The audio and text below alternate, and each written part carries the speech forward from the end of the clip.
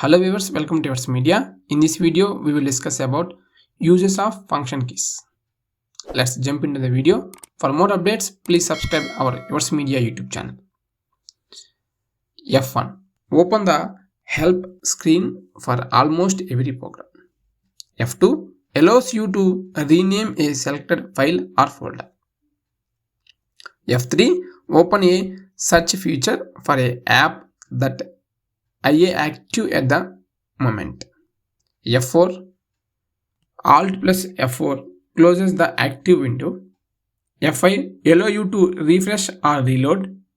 F6 move the cursor bar to the address bar. F7 use it to spell check and grammar check a document in MS Apps. F8 use it to access the boot menu in Win when turning on the computer. F9 refreshes a document in MS Word. F10 activates the menu bar for a open app. Shift plus F10 is the same as right clicking. F11 enter and exits full screen mode in internet browser.